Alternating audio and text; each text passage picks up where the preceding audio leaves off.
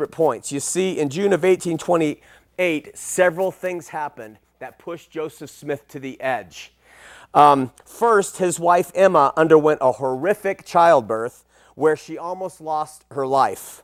I do believe Joseph loved Emma and was capable of love, and to feel love. And to a mystically minded young man who was pulling off a con, such a trial can have a powerful effect, influence on his person. To make matters worse, when Smith's wife gave birth, she gave birth to an extremely deformed young boy who was stillborn. And this too must have rocked Joseph's world insurmountably. He probably had all the normal thoughts anybody would have when a child is born to them, stillborn and extremely deformed, according to Sophia Lewis, who was related to Emma and was present at the delivery. So you take a people who are very much backwooded in folk magic and embraced all sorts of superstitious notions, and the fact that Joseph had been taught all those things and now was trying to pull off a con, it probably works heavily on his mind. Why do I say this? What did he do? He joined the Methodist Church. This is in 1828. Joseph Smith, who said God the Father and Jesus Christ visited him in 1820 and told him that none of the churches were true. They were all an abomination in his sight, and their professors all drew near to God with their lips, but their hearts were far from him, joined the Harmony, Pennsylvania Methodist Episcopal Church in June of 1828. If this isn't the death knell to the whole fabricated first vision story that he created years later, I don't know what is. To prove that Joseph joined, Joseph Lewis wrote this, which was published in the Amboy Journal, June 11th, 1879. It reads, the facts are these.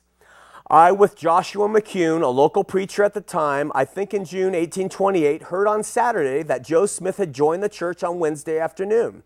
We thought it was a disgrace to the church to have a practicing necromancer, a dealer in enchantments and bleeding ghosts in it.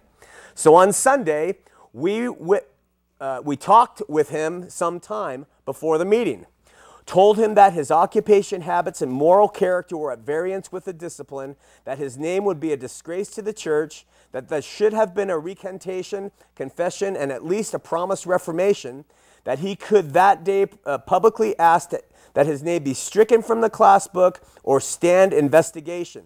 He chose the former and did that very day make the request that his name be taken off the class book, end quote. Now, many uninformed LDS will say this is not true. This never happened. In fact, one Mormon elder by the name of Edwin Cadwell, a member of the reorganized church, sent the Amboy Journal a letter to try and refute the story.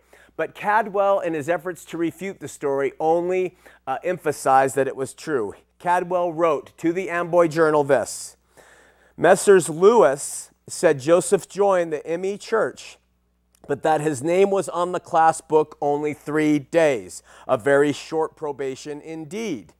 Now, Mr. Morse, Cadwell's neighbor, says he was the leader of the said class and that to his certain knowledge, Smith's name remained on the book for about 6 months, when it was dropped as Smith did not seek to become a full member, end quote.